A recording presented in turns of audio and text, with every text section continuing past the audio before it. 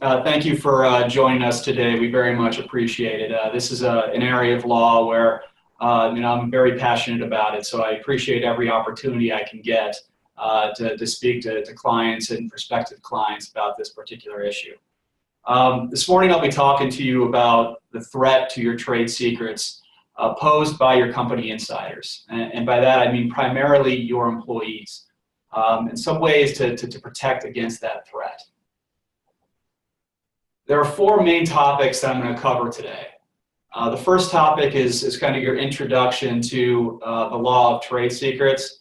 As part of that, we're going to go into what is a trade secret, and also talk a little bit about what that threat is that's being posed by those company insiders.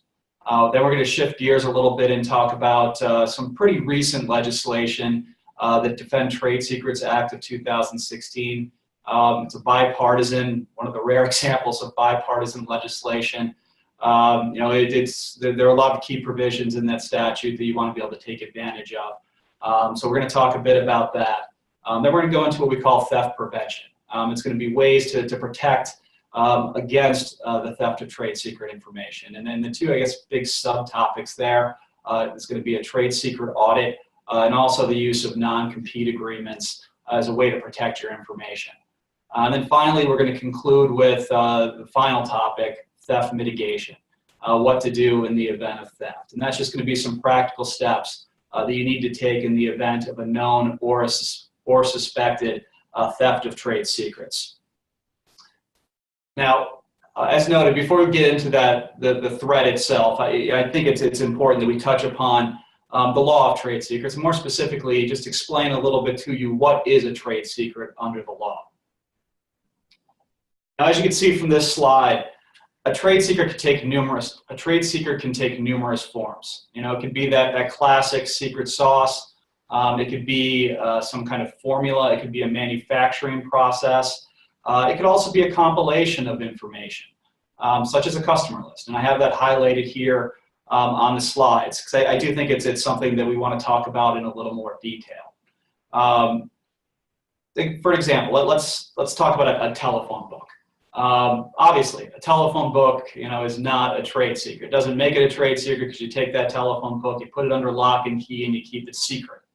But in a lot of ways, a customer list is similar to a telephone book.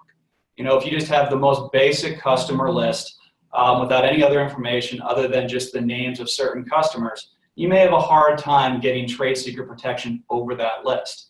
However, if you do a few things to that customer list, same as if you do a few things to a telephone book, you could transform that non-protectable information to something that is extremely valuable, something that if it falls in the hands of competitors can do you significant harm, and something that could give you that's entitled to trade secret protection under the law.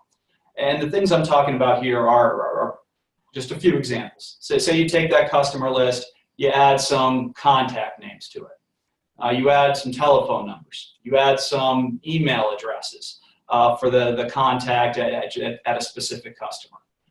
You add some customer needs to that document. You add pricing information to that document. The more you add, the more valuable that piece of information becomes. And as long as you take steps to maintain its secrecy, it is certainly something that's entitled to trade secret protection under the law. Now, what is the law? Well, in New York, we're kind of unique. Every other state in the country has adopted some form of what's called the Uniform Trade Secrets Act. It's something that was promulgated by the Uniform Law Commission, which is a bunch of legal scholars back in, I believe it was 1979. It was amended a few years later. Every state in the country has adopted some variation of that uniform law, but New York is the only holdout. What New York does, it applies the common law. And the common law here is stated in the Restatement of Torts. I have that on this slide for you.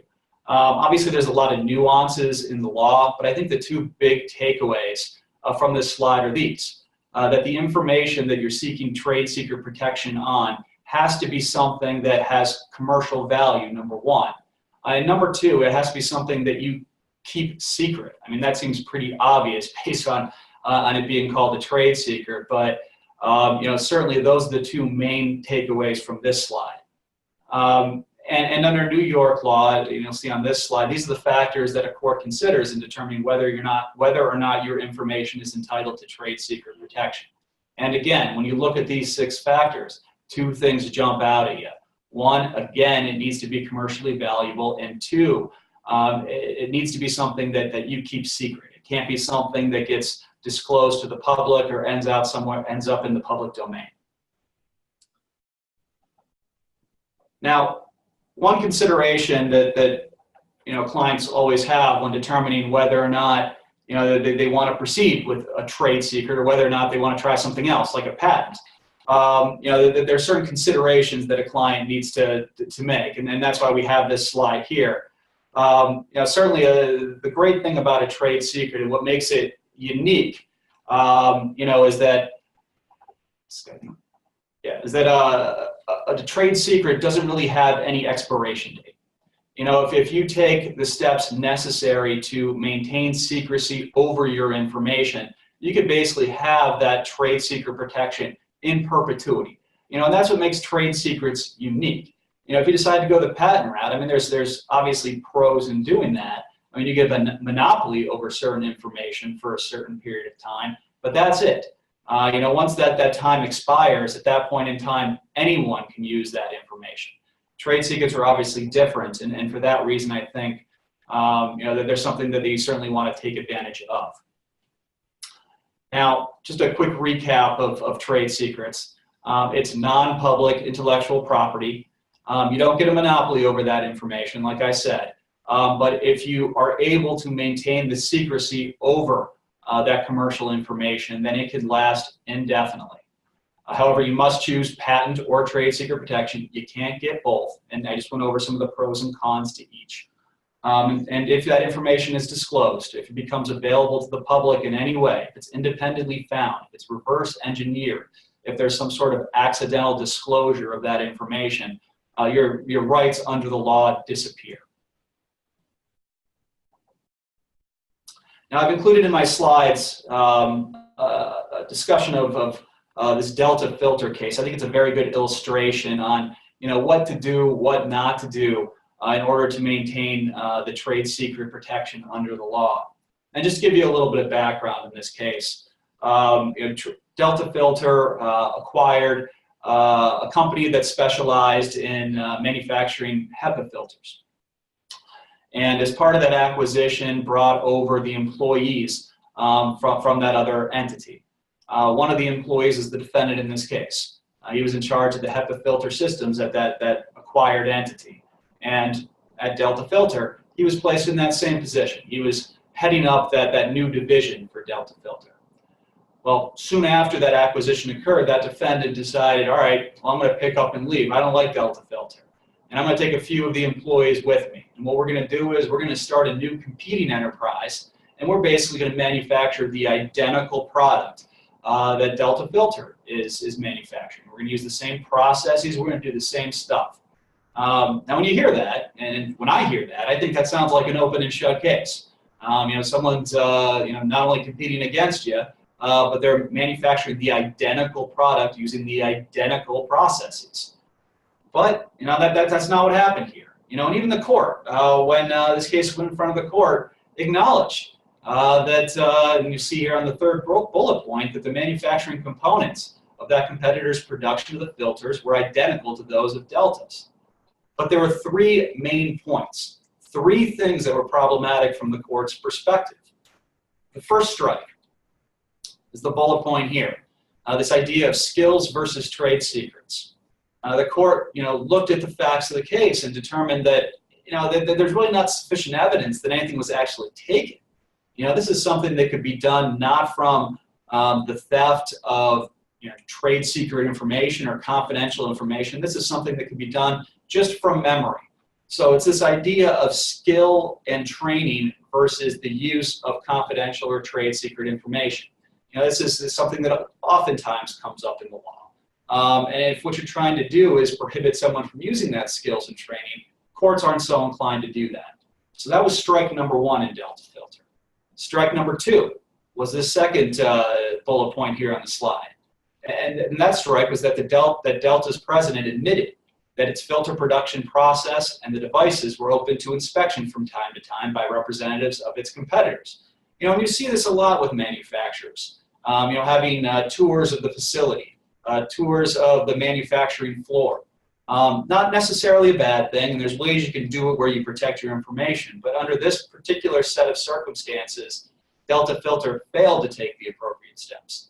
So that's strike number 2, and that goes to the question of secrecy and maintaining the necessary safeguards to protect that information. So those were the first 2 strikes, but the third one was the big one. And I'll just go ahead and read straight from the slide, and this is a quote from the court.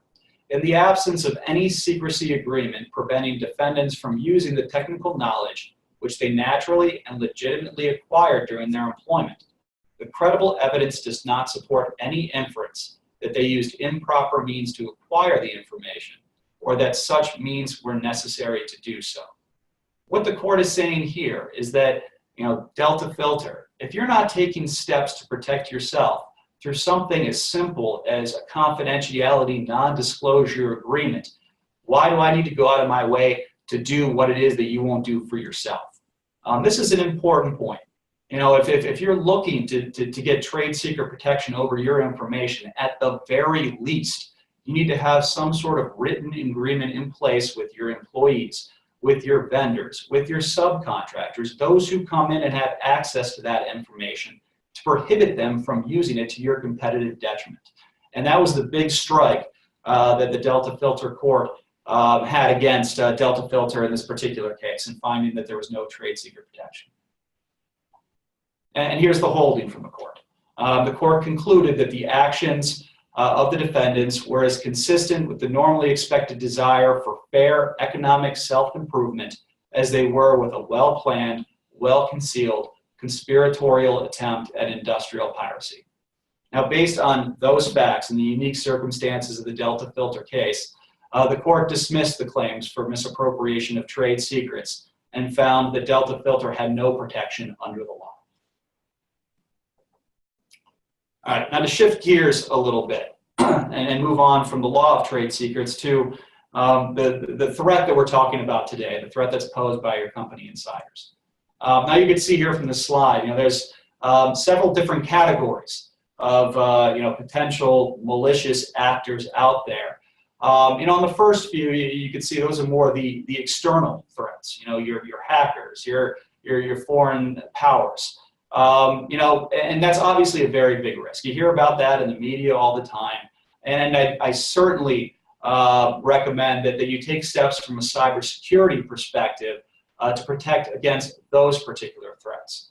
But the downside of so much media attention to these external threats is, a lot of manufacturers and other businesses overlook the threat that's posed by the company insiders, the threat that's right underneath their noses. And that's a problem because as you'll see from the stats going forward, that is by far the biggest threat to your trade secret information. It's the people who are given access to your information as part of their normal day-to-day job responsibilities. And in this particular slide, you see that I highlighted employers and partners, and you'll see some stats, or employees and partners, and you'll see some stats with respect to those 2 categories of insiders in a few moments. But I do want to also mention the accidental disclosure. Everything else we're talking about here involves malicious actors who are trying to take your stuff and use it to your competitive detriment. But another threat exists based on simple carelessness and negligence. I'm going to talk about a trade secret audit in a little while. But the thing you want to do in your business is create some sort of culture of protection so that everyone cares about protecting the information and ensuring that stuff does not get disclosed to the public. And it helps mitigate the risk of these accidental disclosures. And here in this next slide, this is a perfect example of it. It's kind of, let's see. Actually, it looks like we lost that slide. But it's, the slide I'm talking about, it's just a little cartoon. And it's an individual that's on an airplane. He's looking at his laptop and pulls up information that's of a confidential nature while someone is sitting right next to him looking at it and commenting on, and making a comment about how confidential is spelled incorrectly. It's a shame it didn't make its way into the presentation. I don't know how the slide got lost, but it's a pretty good example of a way that information just gets lost through simple carelessness. Now, this next slide goes through, how theft is often accomplished by your company insiders, those who are doing so with malicious intent. This first one, burning to a CD, I mean, that's kind of old school at this point. You don't see that all that often. But these other ones, this stuff is still done. It's still done routinely, usually at or near the time of separation. Connecting a thumb drive to a computer, that's still done very often. Uploading data to the cloud, that's emphasized here because that's something we're seeing more and more of today, and businesses aren't doing a very good job of eliminating access to personal cloud accounts. The thing about personal cloud accounts, we kind of call them, USBs in the sky, and the reason we say that is, once you upload information to a personal cloud account, you could access that information anywhere in the world through any device. All you need is an internet connection. So as you can imagine, that's pretty dangerous when the information gets up in the cloud. It becomes very difficult to trace. And if someone wants to do harm to your business, once they have that information in that kind of format, they can send it anywhere. To competitors, they can disclose it to the public at large. So we highly recommend that steps be taken to limit or eliminate access to the cloud. The next, transferring data to a personal email account. That's still done today as well. And again, it's usually, when it's usually done at or around the time of separation. And these last 2 points on the slide, these go back to the carelessness and negligence and just not really thinking things through and taking proactive steps. 24% of former employees still had network access after they had left their employment. I mean, that's inexcusable. But that happens. It's things that are overlooked. It's carelessness. And then the last one, 82% of employers did not review what documents and data had been taken. If you suspect something, you need to start doing something right away. All right, so this is a very real problem. And these are some stats that really back it up. This first stat is staggering. The cost to the U.S. each year into businesses in the U.S. as a result of trade secret theft. It's not just the cost, it's the number of these types of cases. They're not decreasing, they're increasing. You can see here from 1995 to 2004, trade secret cases doubled. Another study found that from 2001 to 2012, there was a 14% increase in trade secret cases. And then they're becoming even more common with the passage of the Defend Trade Secrets Act in 2016. You would think with all these new remedies, employees and company insiders may think twice about taking your information, but that's not what we're seeing. And in fact, when you see this next slide, and this is really startling. One study found that 59% of employees actually admit to stealing company data at the time they leave. And of those 67%, of those 67% admit to using the ex-employer's data in subsequent employment. These are the honest ones. I mean, that's the thing. I mean, just imagine what the real numbers are. I think the big takeaway from that point is if it hasn't happened to you, if you've been the fortunate ones, in all likelihood, something like this may happen to you in the near future if you aren't taking the steps necessary to protect your information. And then finally, these last few statistics, they just go to the point that these cases of misappropriation involve insiders. In state court, 85% of trade secret cases, no matter the state, this is all states, 85% of them involve employees, 14% by partners. In federal cases, it's a little bit different. It's a bit upside down. You have 43% involved employees, 55% partners. Either way, though, these are your company insiders. That's nearly 100% of trade secret cases involving insiders.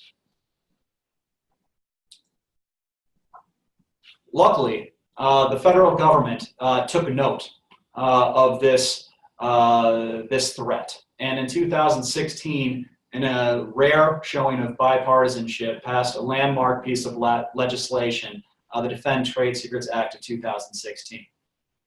Before we get into the specific provisions of that statute, I do think it's important to at least explain briefly how it is that we got there.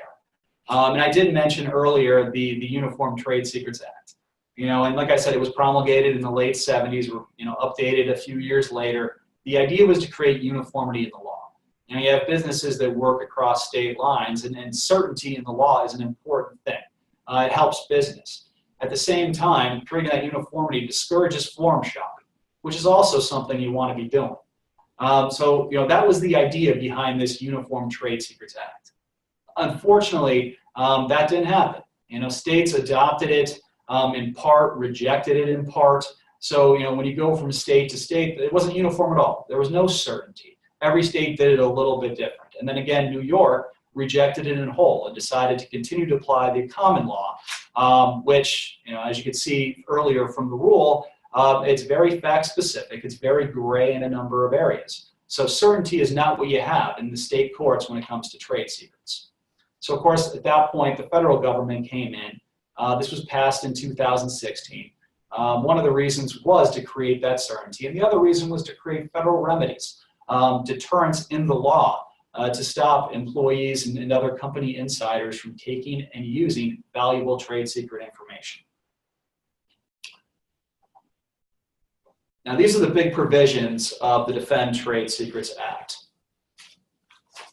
Now that it's 2019, it's nice because we now have the opportunity to look back, and we have the opportunity to see, what courts have been doing, what they haven't been doing, what really has teeth, what does not. Now, this first one, the aggressive ex parte seizures. This was something at the time the act was passed where everyone looked at it and said, wow, that is pretty incredible. That's something that's not available under New York law. It's not available under state law. Basically allows the court to say, all right, we're going to send the feds in to seize whatever devices trade secret information could be residing on, and doing it without any notice whatsoever. It is an extraordinary remedy, and one, like I said, that's not available anywhere else. As it turns out, these ex parte seizure orders are the very rare exception. They're not the rule under the Defend Trade Secrets Act.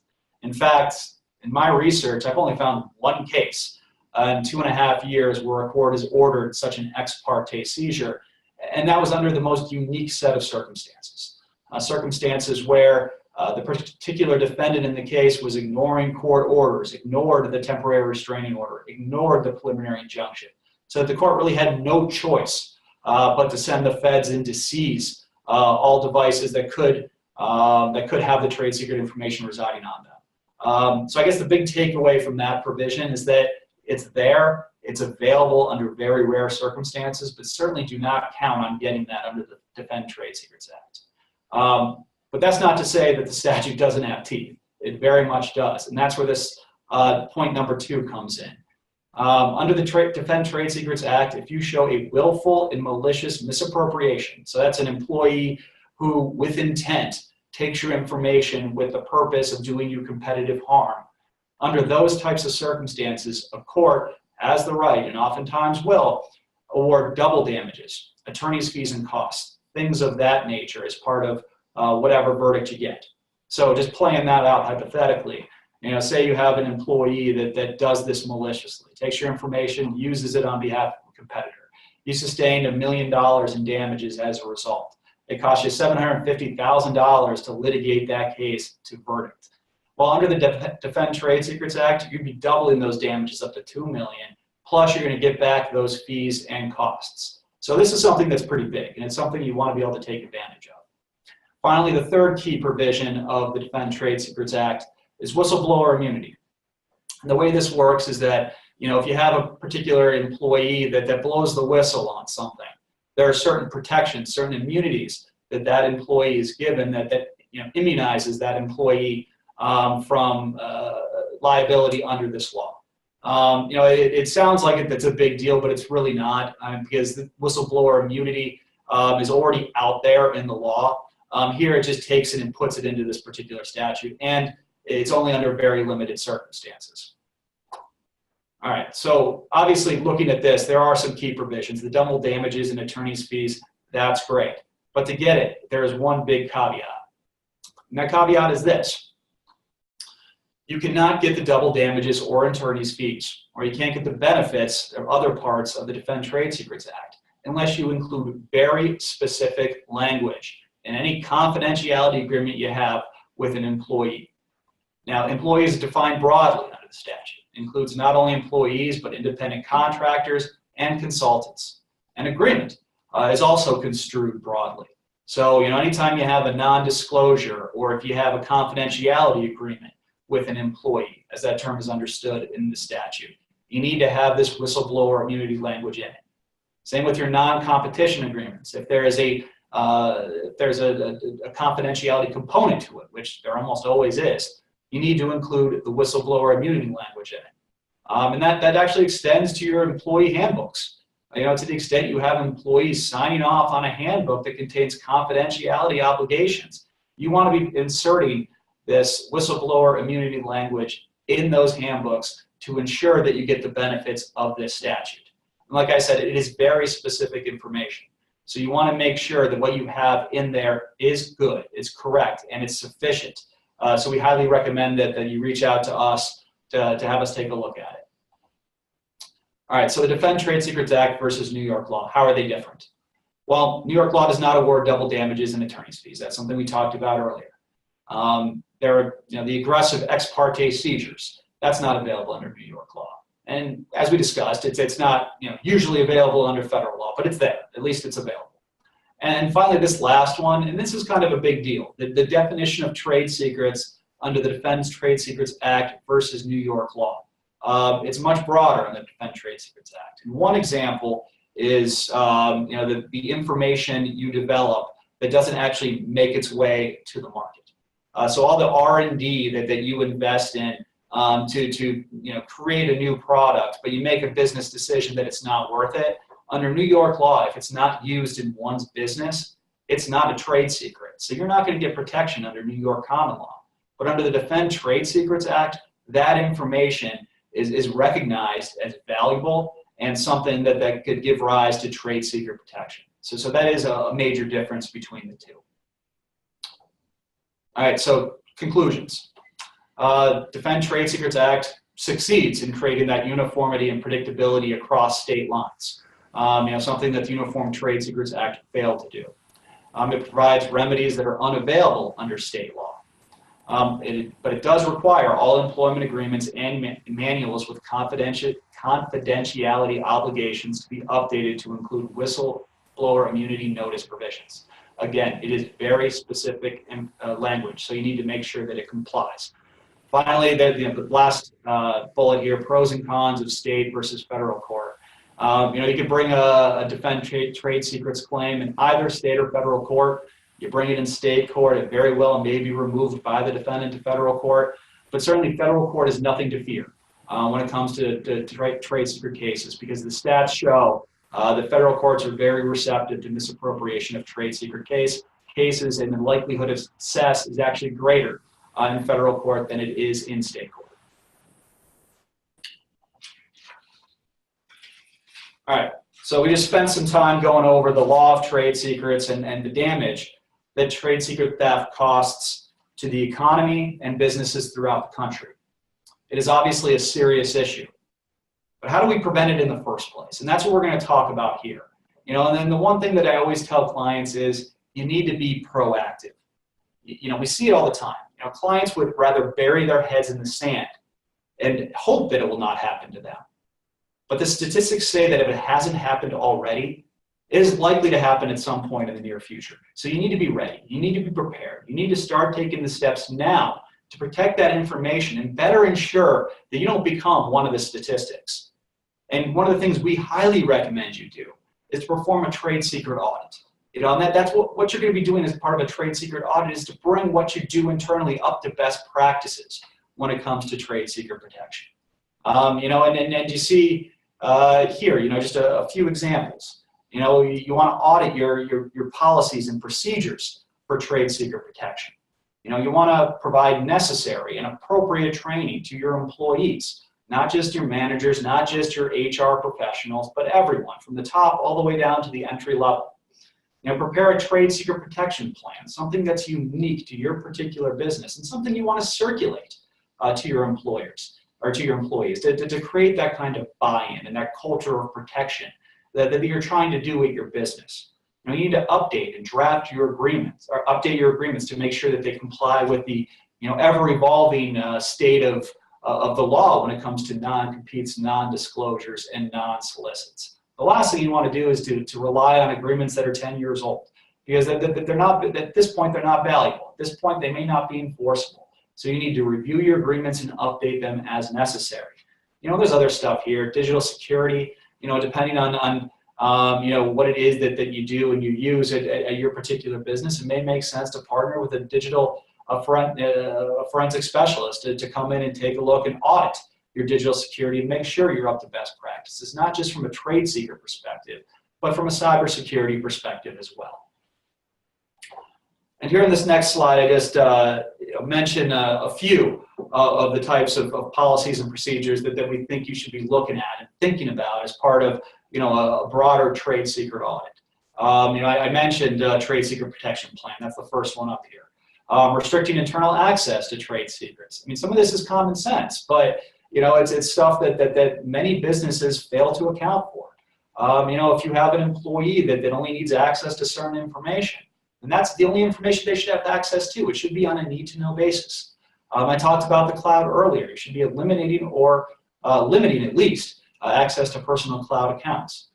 Physical security, to the extent that you still have paper copies of confidential and trade secret information, make sure they're under lock and key.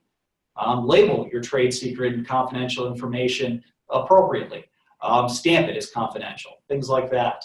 Computer secrecy, again, common sense, but each employee should have their own unique set of login credentials so you can trace what it is that they're doing and find out what they're accessing. Restricting public accessibility, it's along the same lines. These are just steps that you're taking to better ensure that the information stays secret, because if it loses its secrecy, if it's disclosed to the public, at that point it's gone. And then the last one, deal cautiously with third parties, use of contracts. That is one common theme here. And the reason I say that is this, that if your contracts are used correctly, if your restrictive covenants, your non-disclosures, your non-competes, your non-solicits, if they're done right, it could be the best way to achieve trade secret protection. So if you update those covenants on a periodic basis, if you ensure, as best you can, that they're compliant with the existing state of the law, then they are a very powerful tool at your disposal for protecting your trade secret information. They provide a great deterrent, and they make employees think twice about taking your information, and certainly if they do take your information, they give you contractual protections that be enforceable in the courts. However, on the other hand, if you utilize a one-size-fits-all approach to your restricted covenants, if you use stale agreements, ones that are 5 years old, 10 years old, and you keep recycling them, they're really not worth the paper that they're written on. And it's even worse than that, because it gives you this false sense of security that you have protections in place under contract, when in reality, the moment that old agreement that you've used for every single employee gets in front of a court, more likely than not, it's going to be invalidated as overbroad and unenforceable under the law. So what are the agreements that we're talking about? Well, everyone knows what these are. I'm not going to spend much time on it. It's obviously very basic, but the agreements that you want to use to protect your information, protect your relationships, are non-competes, non-solicits, and non-disclosure and confidentiality agreements. But why do you need them? What's the purpose? Well, if you're looking to protect your trade secrets and confidential information, non-disclosure is a good way to do it. Another good way to do it is to use a non-compete for certain employees when it makes sense. When those employees have access to certain highly confidential and proprietary information. A reasonable and narrowly drawn non-compete is very effective in protecting that information. Protecting goodwill and customer relationships. That's what your non-solicitation of customers is for.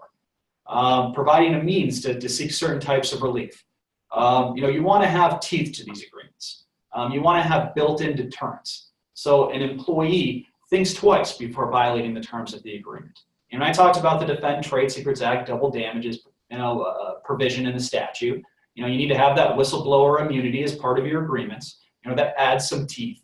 Return of compensation. You could put a provision into that effect. Liquidated damages under some circumstances make a lot of sense. You could have your own standalone attorney's fees and cost provision. And one thing to keep in mind too, it's not just attorney's fees. As expensive as litigation is, as far as attorneys are concerned, it's nearly as expensive when it comes to costs. And by that I mean your forensic consultants. If you deal with a misappropriation of trade secret case, you're not just dealing with attorneys, you're dealing with consultants who are going to come in and they have to image hard drives. They need to do e-discovery. They need to try to find evidence of the misappropriation.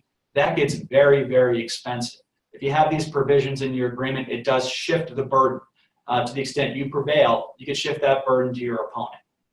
And finally, injunctive relief. You can put a provision in the agreement to the effect that the employee agrees that in the event of a breach of these provisions, money damages are insufficient, irreparable harm will occur, and that you're entitled to injunctive relief under the law. And lastly, I think it's important to note that when you're dealing with a breach of one of these covenants, you more likely than not are going to end up in litigation, and you need to plan for it. And having these agreements in place is at least a factor that the court's going to consider in determining whether or not it's going to grant you the type of injunctive relief that you may need. And again, it goes back to the point from the Delta filter case. If you're not going to help yourself, it's hard to expect a court to step in and help you. All right, so the $1 million question is, are my covenants enforceable? And that's what we're going to talk about for the next few minutes here. A restrictive covenant, a non-compete, a non-solicit, a non-disclosure, they're like any other contract. They need to be supported by adequate consideration. Now, there are no bright line rules when it comes to non-competes, and for pretty much any of these tests we're going to go over here in just a minute. But we certainly have seen courts at least give guidance as to what's sufficient and what is not, and that's what we're going to talk about. Generally speaking, the initial hiring of an employee is sufficient consideration to support a restrictive covenant. That being said, there's a good way to do it, there's a bad way to do it. The good way to do it, and what we recommend, is that you let that employee know during the hiring process that the offer of employment is subject to execution of a reasonable non-compete. I would even go so far as to say you should be providing a copy of that non-compete to the prospective employee, so they have the opportunity to review it, and if necessary, have an attorney look at it. Now, that's going to take away the argument down the road that they didn't know what they were doing, or that they were coerced in deciding this agreement. Because on the flip side, the bad way to do it, and what we highly recommend you avoid, is dropping a non-compete on an employee's lap on day one without giving them any notice whatsoever. The courts look down upon that, and for good reason, because in that type of situation, you have an employee relying on a job offer without any notice of a non-compete, and at that point you have a pretty good argument, if you're that employee, that they were coerced into signing that non-compete. So avoid that. Give them proper notice. The second one, continued employment. This is another area where New York is kind of unique. You see most states at this point now say continued employment is insufficient. That is the trend. But New York allows it. That being said, there are some caveats to that. If you want to rely upon continued employment as the consideration for your restrictive covenants, keep in mind that one, it has to be an at-will employee, and two, you need to keep that employee for a sufficient period of time. The law hasn't done a very good job of defining what is sufficient, but needless to say, if you end up firing that employee in a couple weeks, that's going to be problematic.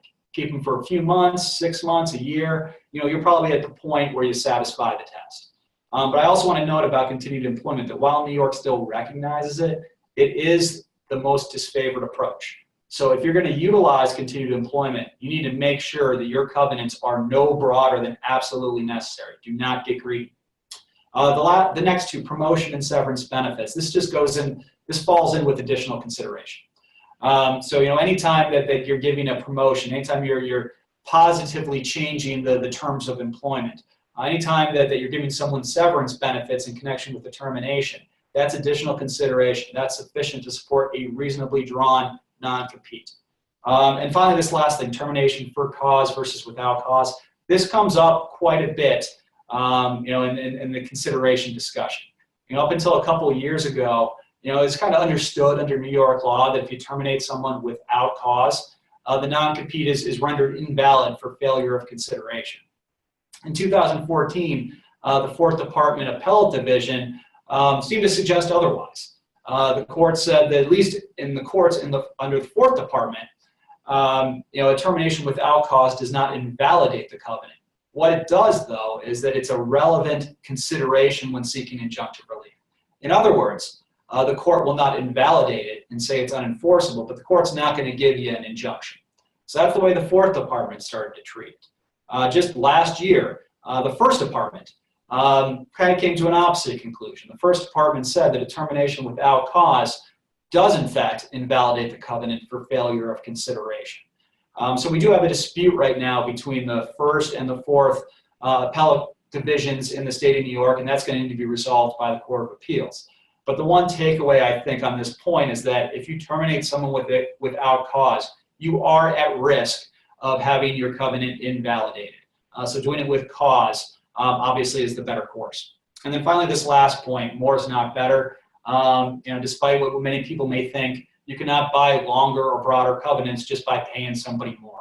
All that matters is whether the consideration is sufficient, and then once it is, you go to the next part of the test. Is it reasonable under the circumstances?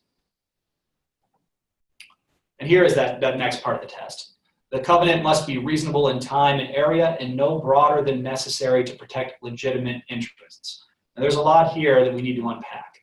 As far as the durational component, 1 year is generally okay.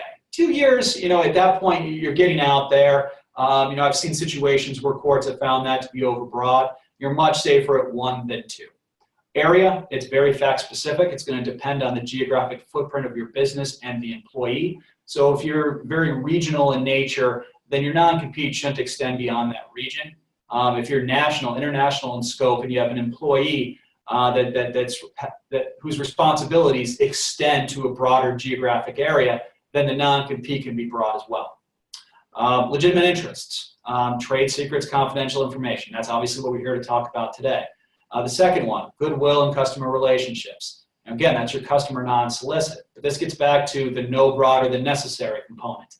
Courts have found that your non-solicits that extend to all customers, that's overbroad, that's unenforceable. Your customer non-solicitation needs to be limited to the specific employees or the specific customers that employee developed relationships with. Finally, key employees. Something that the law hasn't done a very good job of defining, usually reserved for professionals. One thing I can say is a very good salesperson is insufficient to meet that test. And finally, I do add a note here at the end. The New York Attorney General has taken a keen interest in these non-competes. And if you're in a situation where you're using non-competes for all employees, even those who don't really have access to confidential information or can do you a lot of harm, keep in mind that you don't have to worry just about, you need to worry not only about the covenant being invalidated in court, but you also have an investigation by the New York Attorney General's office.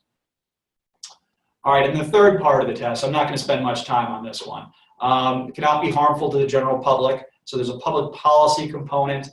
This comes into play, I guess one example of this would be with physicians.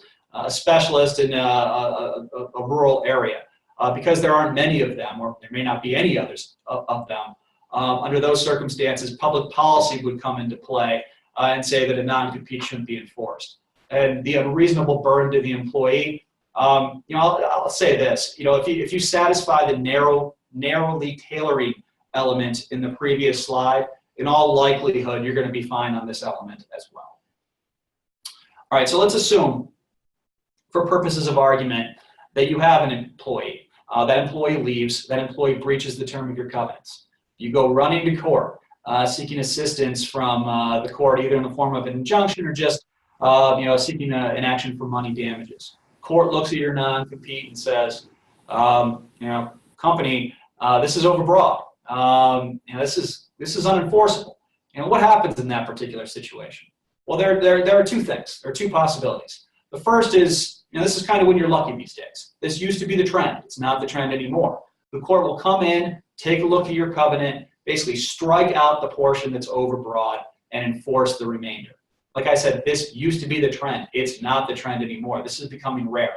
What the courts are doing more and more of now is this scenario, the nightmare scenario. And here, what the court does is the court says, I'm not going to give you the benefit of the doubt. What I'm going to do is shift the burden to you, employer, to basically prove a negative, prove the absence of coercion, prove the absence of overreaching. And if you can prove that, only then will I partially enforce your covenant. This is the trend. We're seeing more and more courts invalidating the entire provision, which leaves your trade secrets, your customer relationships exposed. And that's obviously a problem. But there's no need to panic.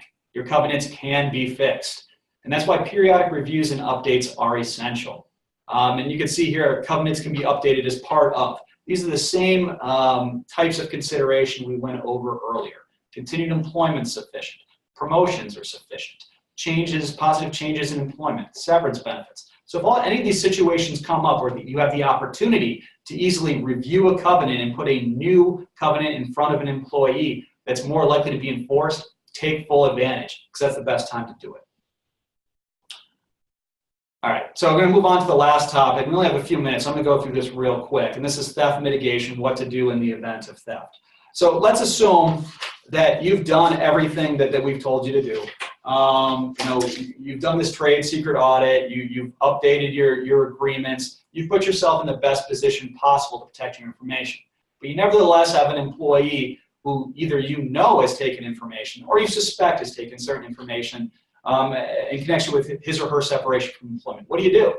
Well, number one, you need to contact us. We do this stuff routinely. We will walk you through the steps that you need to take to protect your information, to protect your rights under the law, to prepare the case for court. Because you kind of have to assume that when you're dealing with a misappropriation of trade secrets, you're going to end up in a court of law. And if you're not taking steps and taking them quickly, you're not going to put yourself in the best position to get the type of relief that you need to protect your business.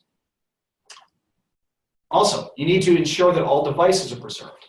And I'm talking about your computers, laptops, smartphones, tablets, any device that this employee used as part of his or her employment. You need to set that stuff aside. Put it under lock and key, at least for the time being.